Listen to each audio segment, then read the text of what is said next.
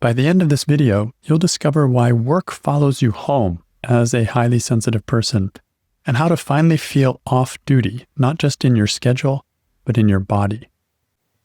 In this episode, you'll discover why work doesn't end when the day does, and how your nervous system might be on duty long after you've logged off. The invisible ways HSPs carry responsibility in their bodies, especially when there's no clear boundary around when the work is done, and a gentler way to close your work week so your body can finally exhale without needing more discipline or better habits. This is an edition of Breakthrough Mondays, where I share success stories and helpful insights for highly sensitive people on the path towards inner freedom. So why doesn't work seem to end when the day does, especially for highly sensitive people? Thing is, work doesn't just live on the calendar. It lives in the body. For highly sensitive people, off-duty isn't just about external hours. It's about internal permission. So even when your laptop is shut and your calendar says done, your body may still be in task mode. You could feel tension in your shoulders. You could be doing some mental rehearsal for tomorrow's to-do list. You could have some emotional residue from a tough conversation. And you may have some subtle bracing in case something was missed. Why? Because HSPs feel responsibility more deeply. We don't just manage tasks, we tend to carry them.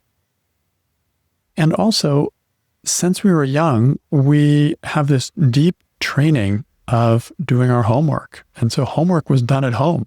You went to school. For me, that was where I showed off what I had done at home. And so the real work was after hours and squeezed in around everything else. That's deep training. And it's really hard to override first. And also, as HSPs, I know for myself, I tend to like working outside of workplace pressure. And so using my personal life as a buffer is a very common strategy that I've used throughout my entire life. Problem is, it means that there's no real downtime as a result. So one of the shifts that I've been making recently and I brought this up a number of episodes ago, where I started ending at the end of the day, like really saying 5 o'clock, that's it. Not one more email, not one more thing. It was like a hard, clean edge to my day. And the same thing on Friday, that's going to be until next Monday. So the problem was that even though I was doing that, and I did notice some significant changes just holding that edge, what surprised me was that my body didn't completely relax. And that's when I realized how much responsibility I was actually carrying internally, not just on my calendar. So I ended the workday, but my mind was already preparing for the next week. And I was already starting to think of things I wanted to do or say in my off time that was really not allowing me to really be off duty. It's like some part of me had to keep tracking these loose ends, even if I wasn't actively working. And so this is a kind of low-level readiness that makes it hard to actually be off duty. So why does this happen for highly sensitive people? The thing is, we don't just manage tasks like everyone does. We also process impact. And the difference is this. Managing a task looks like sending an email, making a decision, having a meeting, completing a project. You check your box and then move on. But processing impact looks more like this, and you'll recognize this as an HSP. It's like replaying the email and wondering how it landed, or worrying whether you disappointed somebody, or sensing tension in a meeting and carrying it home, or feeling emotionally disoriented after a complex decision. As HSPs, we carry the emotional residue of conversations and the uncertainty of what was left undone and the anticipation of what is coming. So without clear closure or a trusted container to hold it for you, your nervous system will keep holding it for you, and there goes your time off. Oh well. So what is helping me is that over time, I'm starting to trust the structure that I'm setting up, and I'm continually refining my structure, but it's basically a container, and my calendar holds a big part of that for me. So I'm starting to trust it more, and it means that my nervous system is slowly acting like it has to stay on call less and less and less. I'm starting to trust that whatever I didn't get finished today, I'll pick up tomorrow and work on that. Whatever I didn't get finished this week, we'll look at it next week and we'll see where it goes. This has been gradual. This is not like just a miracle thing because there's a lot involved here. But what I'm noticing is very significant changes in how I feel on the inside as a result of this kind of approach. Basically, the body, in order to feel it in the body needs more than just rules. It needs a kind of reassurance that we're done, we're done for now. Like the day is done and there's a plan for that tomorrow and all this can rest until then. When I really step into that, then it's like my off time starts to feel like, oh, what would I like to do with my off time? Maybe I'll read a book. Maybe I'll work on a jigsaw puzzle. Maybe I will go do something fun. Maybe I'll just hang out with my partner. This is what starts to open up, and it's a sign that you've actually taken that responsibility off of your shoulders during the break time. So what are some of the ways that HSPs carry responsibility in their bodies? And you may not notice it at first, but here's what it can look like. Mental rehearsal loops. So you've stopped working, but your mind is still reviewing conversations, emails, or decisions. And you run through what you should have said or what might go wrong in what's coming up tomorrow. And this can show up as having a tight jaw or having racing thoughts or having an inability to rest. Another place where this responsibility can show up is anticipating other people's needs. And you may think about what someone else might need from you, even outside of work hours. And you may feel pressure to be ready to respond quickly or to prevent some kind of disappointment. And this can show up as tension in your shoulders, in your chest, and a feeling of being on alert.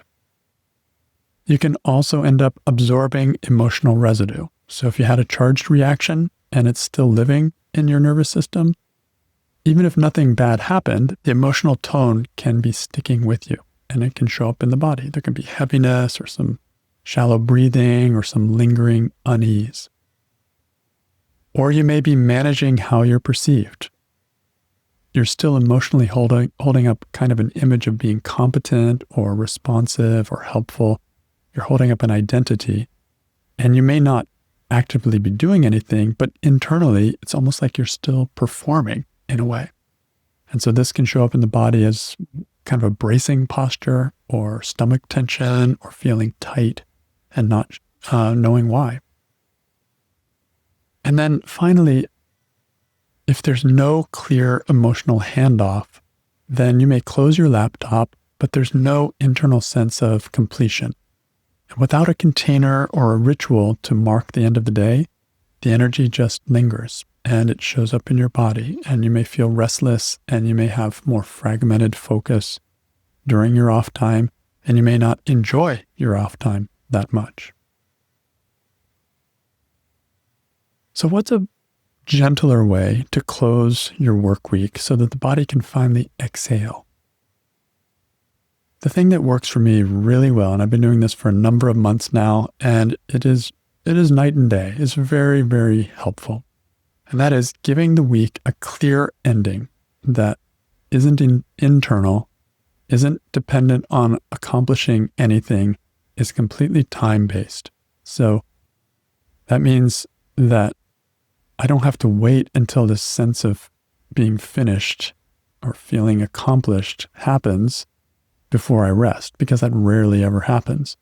So instead, what I do is I let something external mark the end of my day.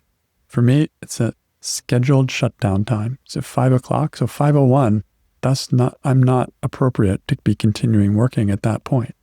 So this is like, I hold this as a hard edge.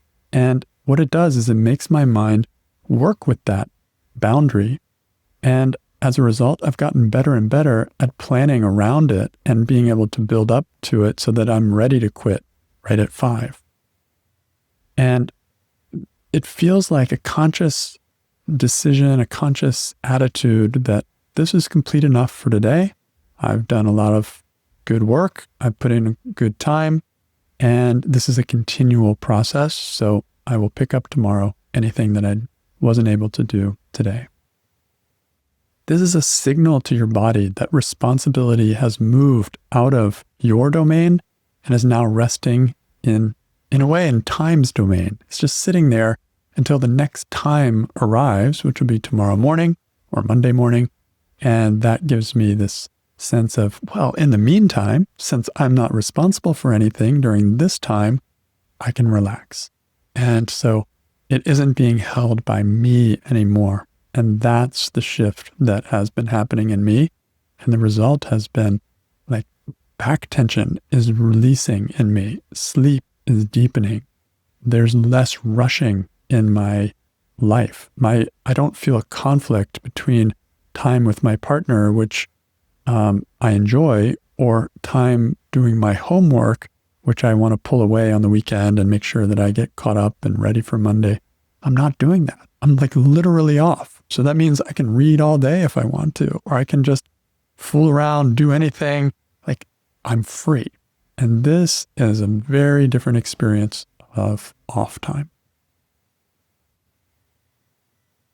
So this is what I'm inviting you to play with, is like, give yourself permission and set up a system outside of yourself. I don't know what it'll be for you. Time works really well for me, but in some way have a system that says, okay, this is going to be carrying this from now on. It's like passing the baton or hitting the pause button or however you want to think about it. But I'm actually not on duty when I'm off. This is radical. This goes against our whole world's way of doing things.